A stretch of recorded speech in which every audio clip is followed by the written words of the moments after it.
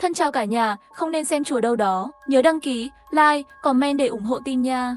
Vào tháng 7 thường xuyên có mưa lớn, chỉ qua một đêm thôi. Nhiệt độ giảm 30 độ. Ngoài cửa sổ cũng kỳ lạ tuyết rơi dày đặc. Tôi là một người làm review về ẩm thực. Công việc hàng ngày là livestream đồ ăn. Hôm nay khi tôi kết thúc livestream, tôi nhìn rõ ra ngoài là 2 giờ chiều. Bầu trời giống như bị bao phủ bởi một màn đen. Lấy điện thoại ra để kiểm tra thời tiết trong tuần tới. Nhiệt độ giảm mạnh và có những dấu hiệu của sự suy giảm liên tục. Trong lòng tôi có chút bất an. Mưa bên ngoài vẫn chưa ngừng, mưa lớn ập vào cửa sổ. Dường như vô số tiếng sấm đang gầm rú, gây sốc. Lúc này điện thoại đột nhiên bật lên tin nhắn của bố.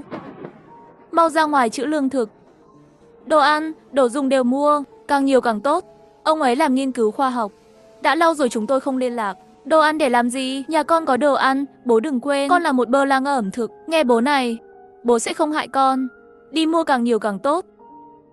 Đặc biệt là đồ chống lạnh. Trong lòng tôi đầy nghi ngờ.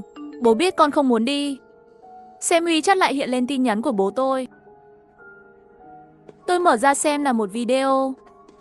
Mặc dù video ngắn, nhưng tôi vẫn thấy rõ nội dung video. Nhưng đoạn video ngắn này lại khiến tôi dựng tóc gáy ngay lập tức. Những người trong video đều bị đông lạnh thành tượng băng. Sau đó điện thoại di động nhận được 100.000 chuyển khoản. Nghe lời bố, đi mua đồ đi, bảo vệ bản thân, phải sống. Không ngờ tôi trả lời lại, bố không còn tin tức gì nữa. Sự bất an trong lòng tôi dần dần khuếch đại. Kiểm tra một chút thực phẩm và đồ dùng gia đình, đủ cho tôi sống một mình 1 tháng. Tiền tiết kiệm của tôi cộng với 100.000 mà bố tôi chuyển là trong tay tôi có khoảng hơn 200 phải không? Thời tiết này hôm nay rõ ràng là không thể ra ngoài được. Chỉ có thể đợi ngày mai hoặc thời tiết tốt hơn một chút. Lại ra ngoài mua vật tư. Sáng hôm sau, bầu trời bên ngoài không còn mây đen nữa. Dường như đám mây đen ngày hôm qua chỉ là một giấc mơ.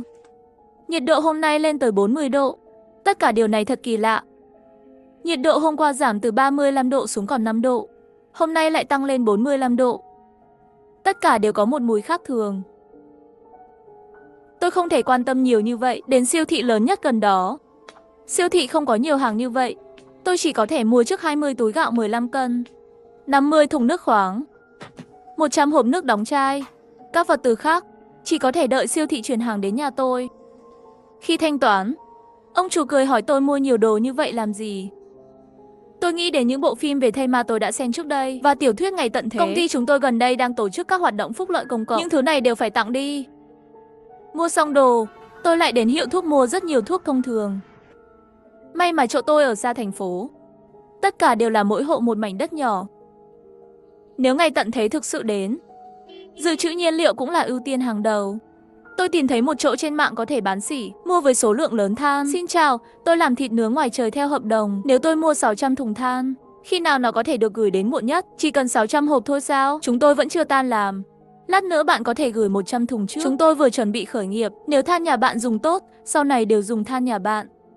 Ta chậm rãi gõ ra mục đích của tôi. Thả lưới rộng mới bắt được cá lớn, cho nên có thể rẻ hơn một chút không? Tối đa mỗi hộp rẻ hơn 3 tệ.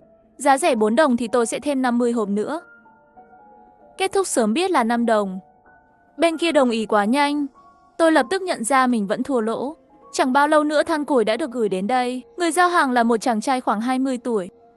Trông bạn không giống như đang làm thịt nướng đâu. Đây chỉ là một nhà kho, chuyên tích trữ những thứ này. Nghe xong lời này, cậu ấy gật đầu. Ngày hôm sau công ty cải tạo đến nhà tôi. Yêu cầu họ gia cố cổng sân nhà tôi. Lắp lưới điện cao 2 mét trên tường. Cửa bên trong, tất cả đều đổi thành cửa chống trộm cắp ngân hàng. Kính cũng đổi hết thành kính chống đạn và chống nhìn trộm. Đã lắp đặt một số tấm pin mặt trời. Cô bé sao lại làm cao như vậy? Tôi cũng chỉ cười thôi. Tôi sống một mình chắc chắn có chút sợ hãi, lo lắng không an toàn. Bố trí nghiêm ngặt một chút, tôi cũng yên tâm. Bởi vì thêm tiền. Họ rất nghiêm túc và có trách nhiệm. Nhìn thấy camera giám sát ở góc mà tôi chưa kịp cài đặt, cũng tình nguyện giúp tôi lắp đặt hết rồi. Trước khi đi, tôi do dự nhiều lần. Hay là nhắc nhở họ dạo này thời tiết có chút không ổn. Về nhà có thể tích trữ thêm đồ dùng. Họ không coi trọng điều này. Tôi cười không nói thêm. Sau khi làm việc này, tôi thở phào nhẹ nhõm. Trên ghế sofa, lại một ngày nữa trôi qua. Chiếc xe tải ở siêu thị đến trước cửa nhà tôi. Họ giúp tôi chuyển mọi thứ vào sân. Phòng thủ là không thể thiếu. Cần nhắc lại, Tôi vẫn quyết định tự mình lấy những thứ này. Chuyển vào phòng, mấy ngày tới thời tiết vẫn còn nóng, nhiệt độ cao liên tục khiến mặt đường trống rỗng. Tôi kiểm tra đồ dùng trong nhà mới yên tâm một chút. 20 túi gạo, 50 thùng nước, 100 thùng nước đóng chai, 4 tủ lạnh 2 cửa. Bên trong đầy trái cây, rau quả và thịt gà, vịt, cá. Góc tường còn chất 6 chiếc áo lông vũ, 600 túi dán em bé, 20 túi nước nóng, 50 cục sạc và một số loại rau có thể bảo quản lâu dài. Những thứ này chắc là đủ để tôi sống tốt rồi. Tôi không biết khi nào ngày tận thế sẽ đến. Chỉ có thời điểm này tôi chỉ có thể chờ đợi. Vào tháng 7 thường xuyên có mưa lớn, chỉ qua một đêm thôi. Nhiệt độ giảm 30 độ. Ngoài cửa sổ cũng kỳ lạ, tuyết rơi dày đặc. Sau một tuần nhiệt độ cực cao, bầu trời bên ngoài cửa sổ cuối cùng cũng thay đổi. Nhiệt độ giảm từ 45 độ xuống âm 15 độ. Nhưng đây mới là mùa hè tháng 7. Những người trên đường phố đã mặc áo khoác cotton dày sớm rồi. Ngày hôm sau tỉnh lại phát hiện trong nhà đã không còn nước. Tôi không quá hoảng sợ, bởi vì tôi đã chuẩn bị trước. Các thùng chứa nước trong nhà, tất cả đều đầy nước. Thông báo nhóm tài sản, nhiệt độ gần đây quá thấp, ống nước bị đóng băng. Các bộ phận liên quan đã cố gắng hết sức để sửa chữa. 3 ngày trôi qua mà vẫn không có nước. Các chủ nhà đều không kiên nhẫn, lại gửi tin nhắn, xin vui lòng kiên nhẫn chờ đợi. Đã cố gắng hết sức để sửa chữa, nước sẽ sớm có thôi. Nhưng trong lòng tôi biết khả năng nước cao là sẽ không còn nữa. Nhiệt độ ngày càng thấp. Toàn bộ quá trình đều bị tê liệt. Chính phủ thông báo không cần thiết không đi ra ngoài. Mọi người đều bị mắc kẹt trong nhà. Mỗi ngày có hàng trăm tin nhắn. Tôi đã chặn nhóm đó. Lúc này nói nhiều thì mất. Sau khi suy nghĩ, tôi vẫn lấy 2 chia 3 nguồn cung cấp, đều được chuyển xuống tầng hầm. Mặt đất chỉ còn lại, đồ mà tôi dùng một mình 2 tháng vật tư. Một tuần nữa trôi qua, rất nhiều người không có ăn. Tôi trốn bên cửa sổ, dùng kính thiên văn lén quan sát động tĩnh gần đó. Rất nhiều người lái xe chuẩn bị ra ngoài mua sắm vật tư, nhưng vì đường bị đóng băng nên phải từ bỏ lái xe. Cảm thấy không được, bảo vệ không cho họ ra ngoài, họ như dã thú, đánh nhau với bảo vệ. Không lâu sau lại ồn ào trở về, trong tay cầm túi lớn túi nhỏ đồ ăn. Những ngày như vậy kéo dài thêm một tuần nữa. Nhiệt độ trở nên thấp hơn. Tôi không bao giờ ra ngoài nữa. Thời tiết ngày càng xấu đi. Tháng 7 có tuyết rơi dày đặc. Lúc này tôi đang mở nhóm chủ sở hữu. Trong nhóm đã có một tiếng chửi thề. Tin nhắn bật lên trong nhóm tài sản. Mọi người đừng lo. Chính phủ đã gửi cho chúng tôi một lô hàng. Sau 10 phút, mỗi gia đình sẽ có một người đến nhận. Chúng tôi sẽ phân phối đến từng cửa nhà. Cả nhóm cuối cùng cũng ngừng chửi thề. Tôi nhìn hàng núi đồ dùng trong nhà. Đang do dự không biết có nên ra ngoài lấy không. Suy nghĩ nhiều lần, tôi vẫn mặc áo lông vũ vào.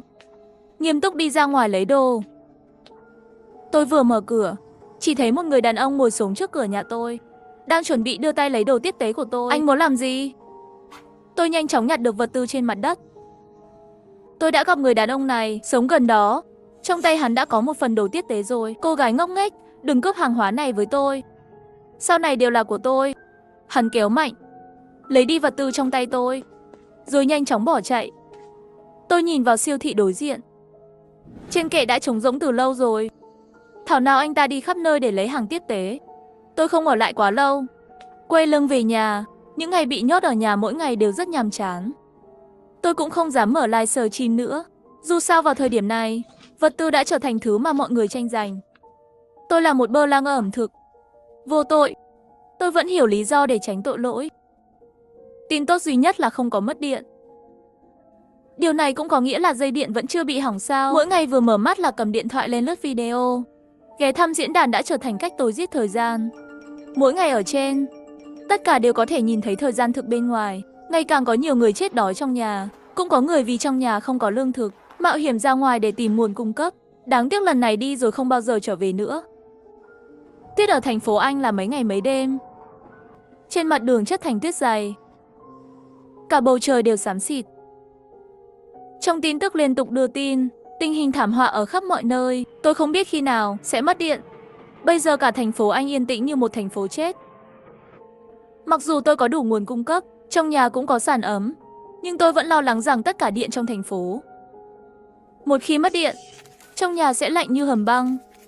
May mắn thay, tôi đã tích trữ đủ nhiên liệu. 3 ngày tới, Chính phủ liên tục gửi hàng cho chúng tôi. Điều này làm cho những người bồn chồn trong cộng đồng yên lặng hơn một chút. Vì sự an toàn, 3 ngày nay mỗi ngày tôi đều ra ngoài lấy đồ tiếp tế. Không có gì bất ngờ, mỗi lần đều bị người đàn ông đối diện cướp đi. Bị cướp 4 ngày liên tiếp, tôi không bao giờ ra ngoài nữa. Không phải là tôi sợ, mà là tôi cảm thấy không cần thiết nữa. Nhiệt độ thấp kéo dài một tuần vẫn không có dấu hiệu ấm lên. Nhiệt độ ngoài trời hôm nay đã lên tới âm 45 độ. Tuyết trên đường chất thành một lớp dày. Rõ ràng là 12 giờ trưa, nhưng bầu trời vẫn xám xịt. Ngoài ra còn có những dấu hiệu cho thấy nhiệt độ tiếp tục giảm. Chính phủ cung cấp vật tư. Sau một tuần, không còn tin tức gì nữa. Nhiệt độ bên ngoài ngày càng thấp. Thời tiết ngày càng xấu đi. Tôi mở nhóm chủ sở hữu một lần nữa, không có gì bất ngờ, lại lộn xộn rồi. Lần này họ tập trung vào khu nhà ở. Họ tụ tập lại với nhau, mặc kệ bên ngoài dưới 0 độ, hàng loạt người đến văn phòng chủ tòa. Cuộc bạo động lần này mạnh hơn lần trước. Cuối cùng, chỉ tìm thấy mấy gói mì gói ở văn phòng. Nhưng họ quá nhiều. Mấy gói mì gói rõ ràng là không đủ điểm. Trong lòng tôi bỗng nhiên có một linh cảm không tốt. Chắc chắn có hàng tồn kho ở nhà anh ta. Mấy ngày trước khi giao hàng, anh ta chưa một lần ra ngoài lấy. Là người đàn ông đã cướp vật tư của tôi ngày hôm đó. Qua ống kính, tôi dường như có thể cảm nhận được ánh mắt hung dữ của anh ta. Nhóm của họ ra khỏi văn phòng chủ tòa, đi về phía nhà tôi. Quả nhiên nên đến vãn đến rồi. Vào tháng 7 thường xuyên có mưa lớn.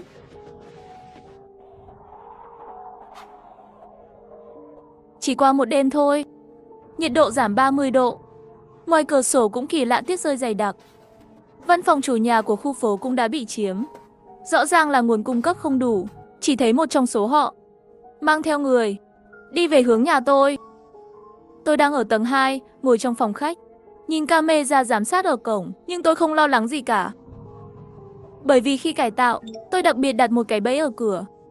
Quả nhiên là họ vừa đến cửa. Tôi nhấn nút trên tay.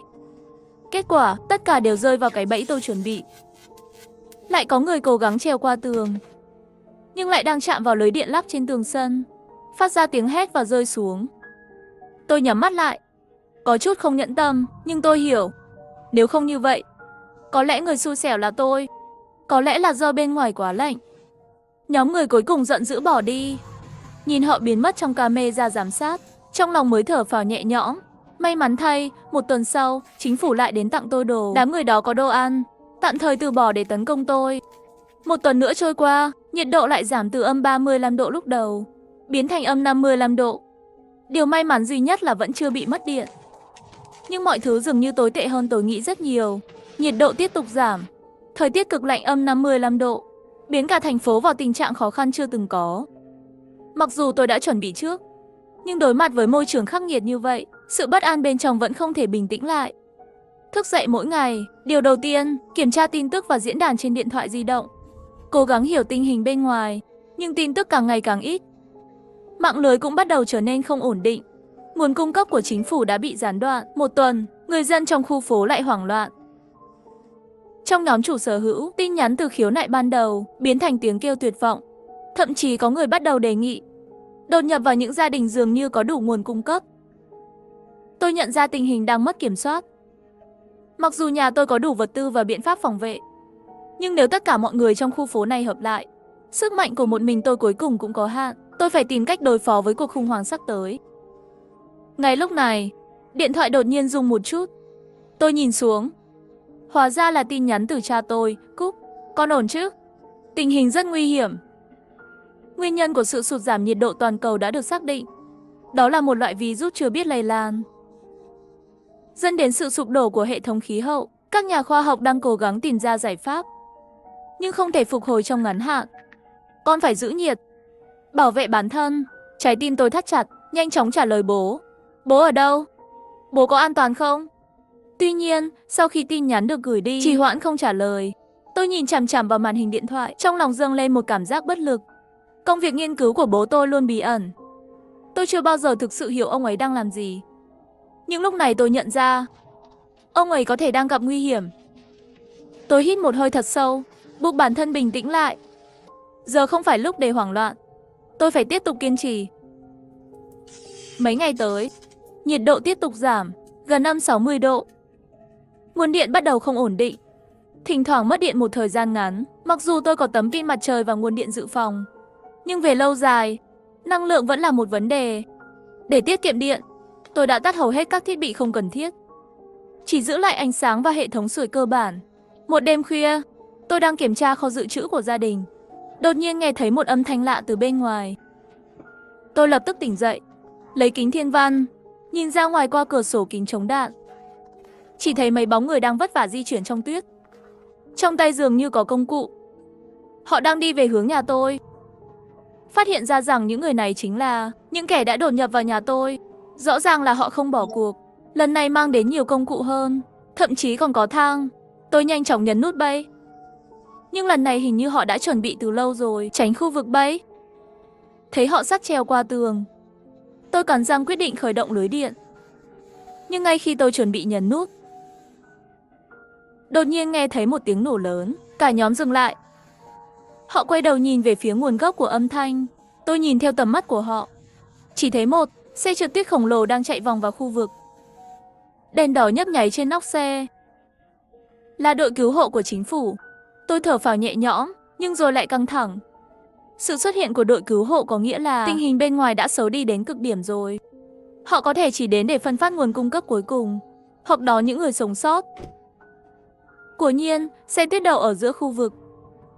Một số binh sĩ được trang bị vũ khí mạnh đã nhảy ra khỏi xe, bắt đầu dùng loa thông báo cho tất cả cư dân, xin vui lòng chú ý. Chính phủ đã khởi động kế hoạch sơ tán khẩn cấp. Vui lòng mang theo những vật dụng cần thiết ngay lập tức, theo chúng tôi đến nơi trú ẩn. Lặp lại lời nói, vui lòng sơ tán ngay lập tức. Tôi sửng sốt. Sơ tán? Bây giờ nhiệt độ bên ngoài quá thấp để tồn tại. Rời khỏi ngôi nhà tương đối an toàn này, đi đến nơi ẩn náu không gió có thực sự là khôn ngoan. Nhưng những kẻ đã cố đột nhập vào nhà tôi đã không chút do dự chạy về phía xe trượt tuyết. Rõ ràng họ không thể chịu được cái lạnh ở đây nữa, lạnh và đói. Tôi nhìn từng người một lên xe, trong lòng rơi vào đấu tranh. Ngay lúc này, điện thoại lại rung. Tôi nhìn xuống, là tin nhắn của bố. Nếu con nhận được thông báo sơ tán, nhất định phải làm theo sự sắp xếp, có các biện pháp bảo vệ tốt hơn trong nơi trú ẩn và cung cấp vật tư, an toàn hơn ở nhà. Hãy tin bố sẽ sống. Tôi nhìn chằm chằm vào màn hình, tôi cũng nhẹ nhõm hơn. Lời nói của bố khiến tôi yên tâm hơn một chút. Nhưng rời khỏi ngôi nhà tôi đã chuẩn bị cẩn thận này vẫn làm tôi lo lắng. Cuối cùng tôi cắn răng, quyết định làm theo lời khuyên của bố. Tôi nhanh chóng thu dọn một số vật tư cần thiết, mặc áo lông vũ dày nhất vào, mang theo ba lô và đi ra khỏi nhà. Cái lạnh bên ngoài bao quanh tôi, dường như ngay cả hơi thở cũng bị đóng băng. Tôi vất vả đi về phía xe trượt tuyết. Các anh lính nhìn thấy tôi, lập tức giúp tôi lên xe. Mặc dù bên trong xe ấm hơn bên ngoài, nhưng vẫn lạnh đến mức khiến người ta run rẩy. Xe trượt tuyết từ từ khởi động. Ra khỏi khu phố, tôi nhìn qua cửa sổ, nhìn lại ngôi nhà cũ của mình, dần dần biến mất trong gió tuyết. Trong lòng dâng lên một cảm xúc phức tạp. Nhưng tôi biết tôi phải sống. Vào tháng 7 thường xuyên có mưa lớn. Chỉ sau một đêm, nhiệt độ đột ngột giảm 30 độ. Ngoài cửa sổ bỗng đổ tuyết rơi dày một cách kỳ lạ. Đã giảm xuống âm 70 độ. Gió lạnh thấu xương báo hiệu nỗi kinh hoàng của thảm họa. Dựa vào số vật tư đã tích trữ trước đó, sống sót được một thời gian, cuối cùng cũng chờ được cứu viện. Xe chuyên dụng chạy trên lớp tuyết dày một cách khó nhọc. Bánh xe nghiền qua băng phát ra tiếng rít chói tai. Bên trong xe chật kín người, mọi người đều im lặng. Chỉ có tiếng ho thỉnh thoảng vang lên, và tiếng thở nặng nề phá vỡ sự tĩnh lặng. Tôi ôm chặt chiếc ba lô. Bên trong đựng số vật tư cuối cùng của tôi, vài chai nước, một ít lương khô, thuốc men và mấy bộ quần áo giữ ấm. Dù tôi đã cố gắng tối giản nhất có thể, nhưng ba lô vẫn nặng trĩu, như thể đang mang theo tất cả hy vọng và bất an của tôi. Ngoài cửa sổ, gió tuyết cuồng loạn, tầm nhìn cực kỳ thấp. Thỉnh thoảng có thể thấy vài tòa nhà bị tuyết phủ kín, như những tàn tích bị lãng quên. Trên phố hoàn toàn không có ai, chỉ có vài chiếc ô tô bỏ hoang bị đóng băng thành tượng băng. Toàn bộ thành phố như bị đóng băng trong thời gian, chỉ còn lại cái lạnh vô tận và sự tĩnh mịch của cái chết. Xe trượt tuyết chạy khoảng 2 tiếng đồng hồ. Cuối cùng cũng đến được nơi trú ẩn. Ở lối vào có binh lính vũ trang đầy đủ canh gác. Chúng tôi được yêu cầu xếp hàng kiểm tra, sau đó được dẫn vào bên trong nơi trú ẩn. Bên trong nơi trú ẩn đèn đuốc sáng trưng, nhiệt độ cũng ấm hơn nhiều so với bên ngoài, nhưng trong không khí lại phảng phất sự ngột ngạt. Tôi được phân vào một căn phòng nhỏ hẹp. Bên trong chỉ có một chiếc giường và một chiếc tủ đựng đồ đơn giản. Trong phòng chỉ có một ngọn đèn mờ mịt. Những ngày tiếp theo, tôi dần thích nghi với cuộc sống trong nơi trú ẩn. Mỗi ngày thức ăn đều được phân phát theo khẩu phần cố định. Dù không nhiều, nhưng đủ để duy trì sự sống. Mọi người trong nơi trú ẩn phần lớn đều trầm lặng, hiếm khi trò chuyện với nhau. Ai cũng đang cố gắng thích nghi với hoàn cảnh mới, cố gắng tìm chút hy vọng giữa tuyệt vọng. Một đêm nọ, tôi đang sắp xếp vật tư trong phòng, thì đột nhiên nghe thấy bên ngoài có tiếng náo loạn. Tôi mở cửa, thấy một đám người tụ tập ở hành lang, đang thì thầm bàn tán điều gì đó. 2 ngày nay trong nơi trú ẩn phát hiện có bệnh truyền nhiễm. Mọi người nên cẩn thận một chút thì hơn. Tim tôi lập tức chìm xuống đáy vực. Tôi từng nghĩ nơi trú ẩn là chốn an toàn tránh bão, không ngờ lại trở thành nơi nguy hiểm mới. Tôi vội vàng quay lại phòng, đeo khẩu trang lên, cố gắng hạn chế tiếp xúc với bên ngoài. Thế nhưng tốc độ lây lan của virus vượt ngoài tưởng tượng. Vài ngày sau, gần như ai trong nơi trú ẩn cũng xuất hiện triệu chứng. Tôi cũng không tránh khỏi. Một buổi sáng tỉnh dậy, tôi cảm thấy toàn thân kiệt sức, cổ họng đau rát như bị lửa đốt. Tôi biết mình cũng đã bị nhiễm bệnh. Tôi nằm trên giường, cảm thấy tuyệt vọng chưa từng có. Thế giới bên ngoài đã bị đói rét nuốt chửng, còn trong nơi trú ẩn lại chìm trong bóng tối của virus. Tôi không biết mình còn trụ được bao lâu. Đúng lúc tôi gần như buông xuôi hy vọng, điện thoại bất ngờ rung lên. Tôi khó nhọc nhấc điện thoại lên, thấy là tin nhắn từ ba gửi đến. Con à, đừng tuyệt vọng. Các nhà khoa học đã tìm ra nguồn gốc của virus và đã bào chế thành công kháng thể. Đội cứu trợ đang nhanh chóng đến các nơi trú ẩn. Mọi người sẽ sớm được cứu. Tôi nhìn chằm chằm vào màn hình, nước mắt không kìm được chảy xuống. Tin nhắn của ba như một tia sáng, soi rọi bóng tối trong lòng tôi. Tôi hít một hơi thật sâu, cố ép bản thân tỉnh táo lại. Tôi không thể từ bỏ, tôi phải kiên trì đến cùng.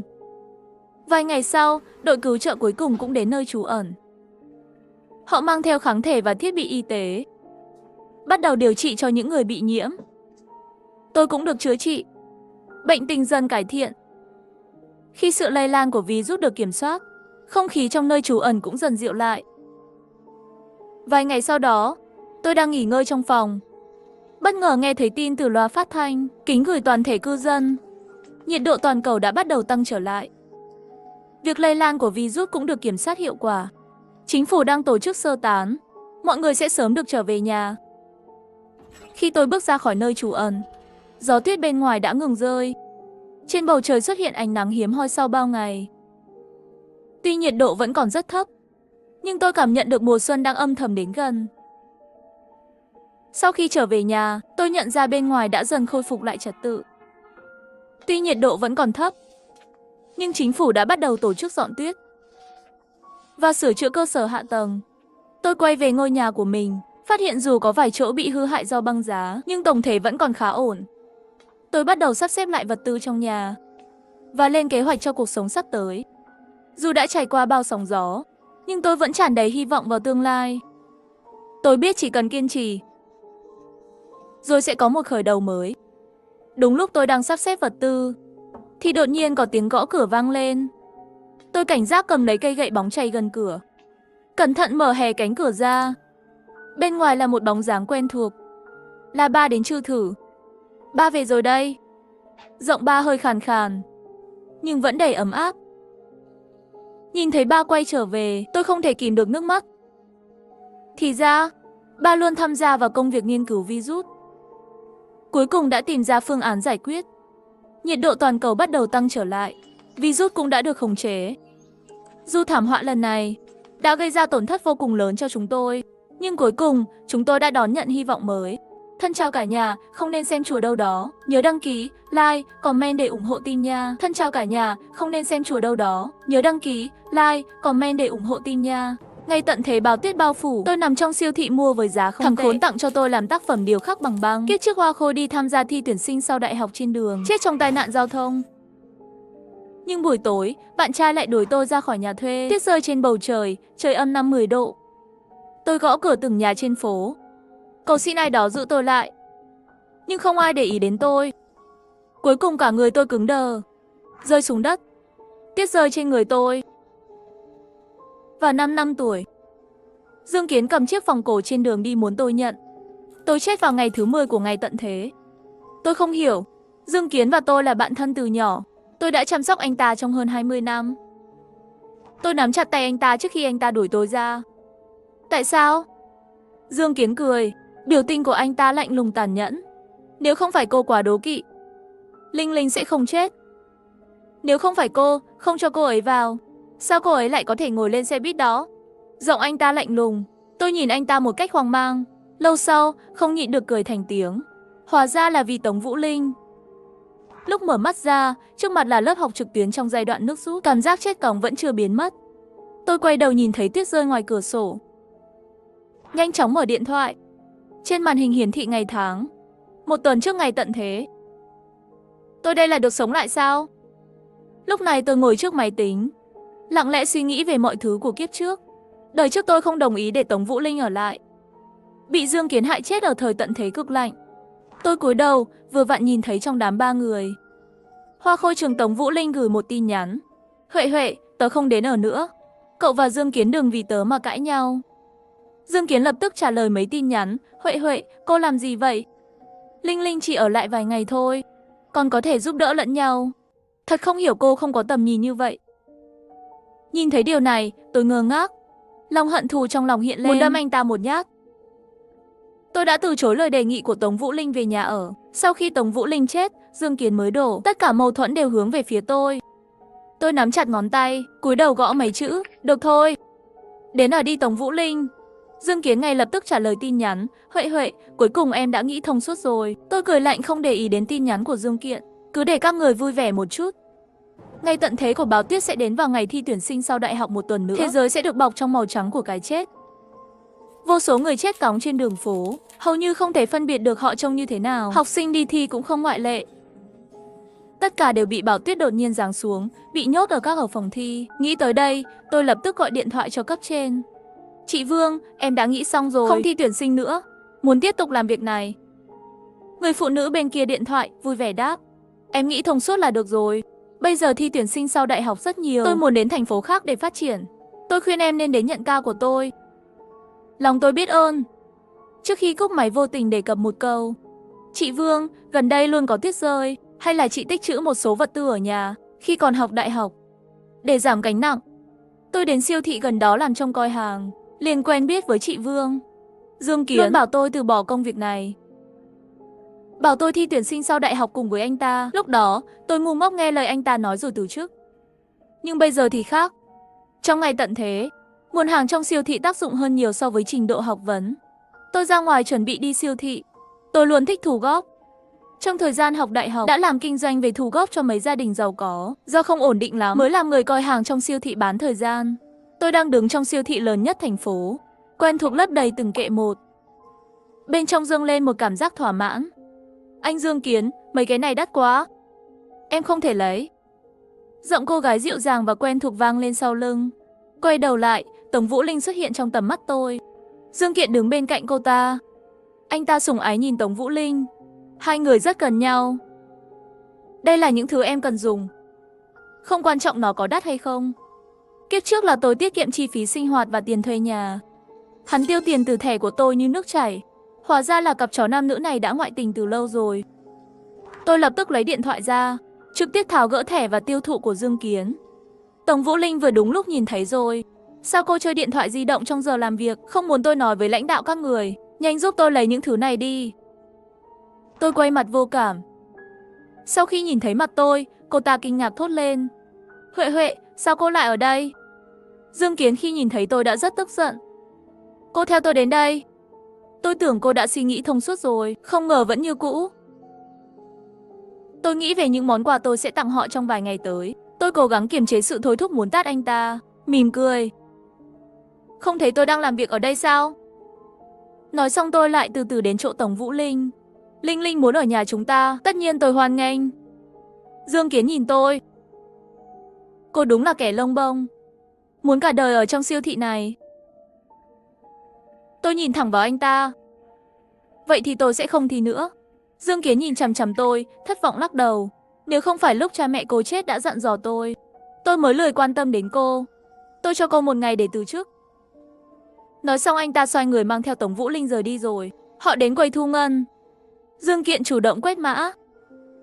Rồi anh ta tức giận xông về phía tôi. Cắn răng nghiến lợi nói. Có phải cô đã tháo thẻ ra khóa rồi không?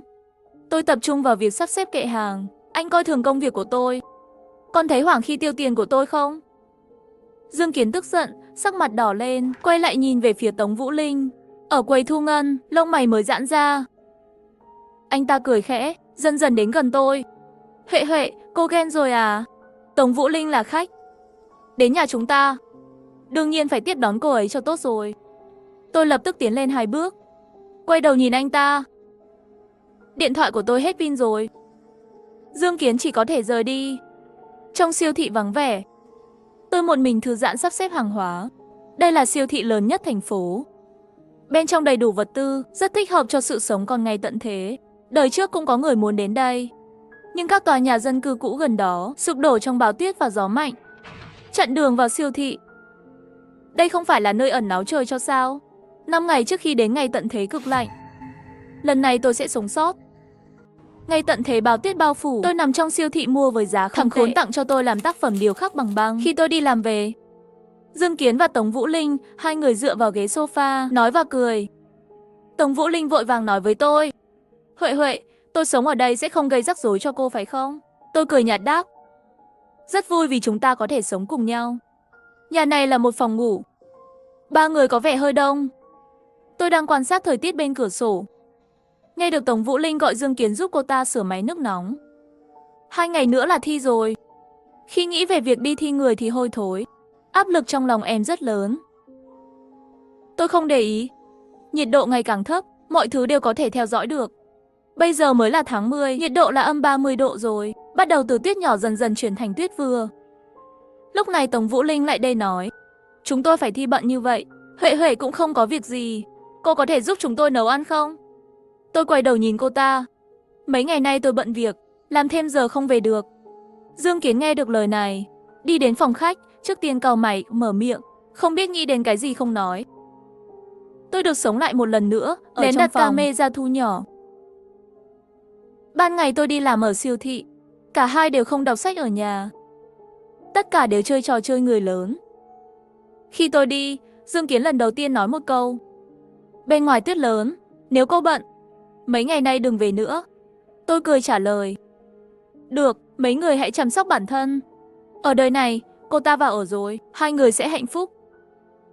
Tôi lấy lý do bạn trai tôi đuổi tôi ra khỏi nhà thuê. Ở lại siêu thị, độc quyền làm nhiệm vụ trong siêu thị trên tầng 5. Rất nhanh, ngày trước kỳ thi tuyển sinh sau đại học gió lớn cuốn theo, những bông tuyết lớn nhỏ đến khắp nơi. Nhiệt độ là âm 50 độ. Thành phố có nhiệt độ thấp nhất trong 100 năm qua. Tôi nhìn xuống và thấy trong điện thoại nhận được cảnh báo màu đỏ của bão tuyết. Ngay tận thế cực lạnh này như hạn đã đến. Thành phố ngừng hoạt động 1 ngày, các cửa hàng lớn và nhỏ cũng không ngoại lệ. Tôi nhìn ra ngoài cửa sổ. Bên ngoài tuyết cao nửa người. Xe dọn tuyết luôn hoạt động trên đường. Nhưng mãi mãi không đủ. Tôi quay lại siêu thị, úp một bát mì gói nóng hổi. Điện thoại đổ chuông rồi. Trong nhóm, Tống Vũ Linh đã tắc cho tôi và Kiến Kiến đều không biết nấu ăn. Huệ Huệ, khi nào cô về? Tôi trả lời đầy cay đắng. Tuyết quá lớn, xe cũng không gọi được. Tôi không biết phải làm gì nữa. Nếu không, Linh Linh, cô và Dương Kiến đến đón tôi đi. Dương Kiến vội vàng gửi một tin nhắn. Huệ Huệ, tại sao cô lại không hiểu chuyện như vậy? Không về được thì ở gần đây vài ngày. Tôi mở camera kết nối trong điện thoại, chứng kiến Dương Kiến ôm Tống Vũ Linh. 2 người dính rất gần nhau, đang gặm môi nhau. Tôi thấy cay mắt, tắt điện thoại di động đi, lấy một chiếc giường gấp ra khỏi siêu thị và tối giữ ấm, đắp vào và ngủ trưa. Máy dọn tuyết chỉ hoạt động được 1 ngày, tuyết bên ngoài càng không thể dọn được nữa. Chỉ có thể nhìn bão tuyết liên tục rơi xuống đất. Trên phố có mấy người muốn ra ngoài mua thức ăn, nhưng tất cả đều bị cửa hàng đóng cửa ép lùi lại. Không ai biết trận bão tuyết này sẽ kéo dài bao lâu.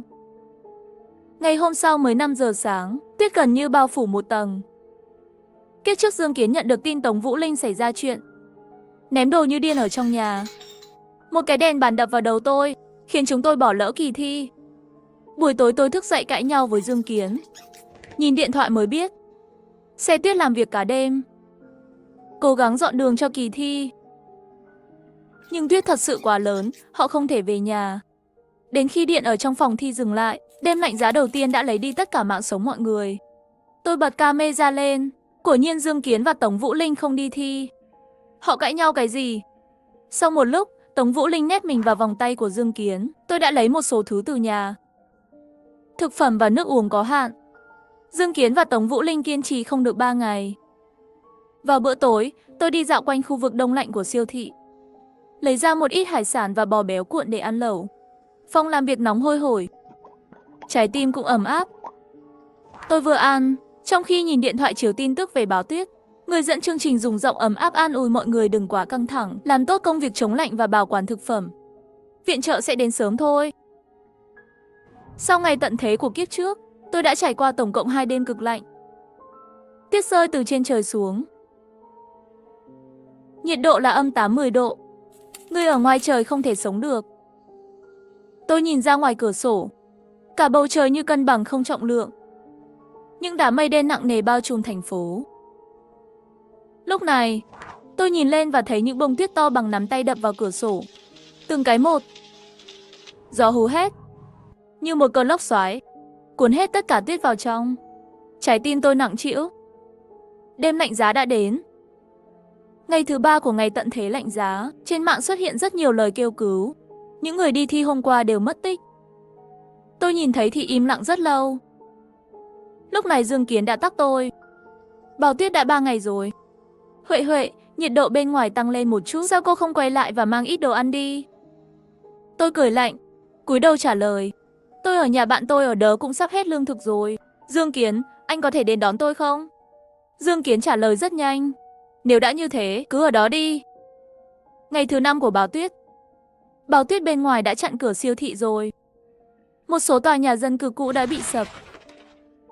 Nơi này hiện tại có vẻ an toàn không sao cả, nhưng tôi dán túi giữ ẩm lên khắp người, lại lấy một thanh kiếm cầu vồng để tự vệ, lắc lư chuẩn bị xuống lầu.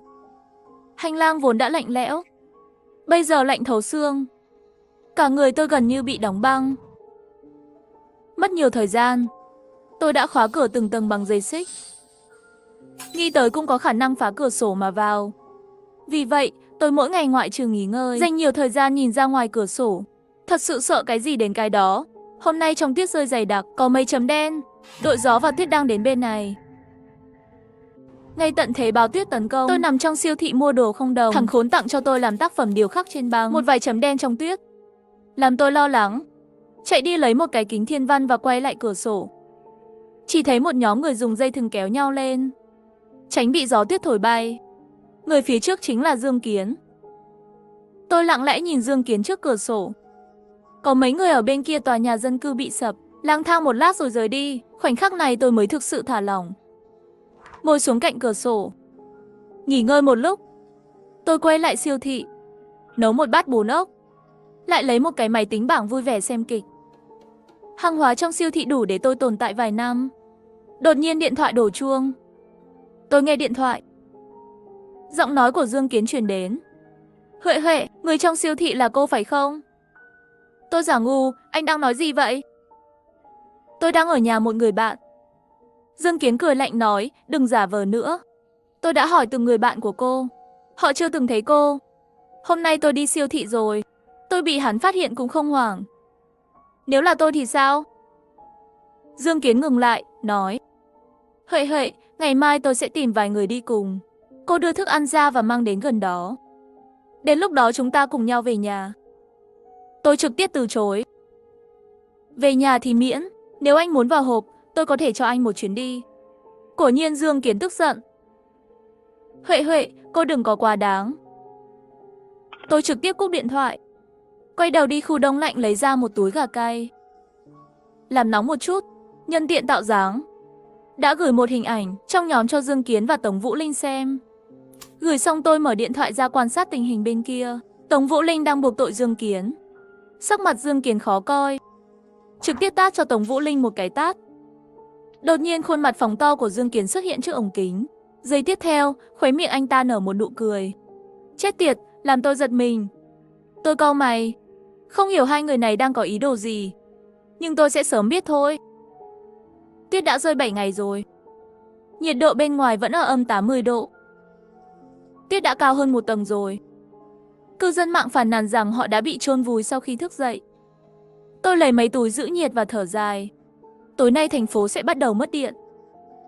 Lúc đó, nhiệt độ thấp và tuyết rơi dày sẽ trở thành kẻ thù lớn nhất của nhân loại. May mà trong siêu thị có đủ hàng. Tôi lấy điện thoại ra xem tình hình bên kia như thường lệ.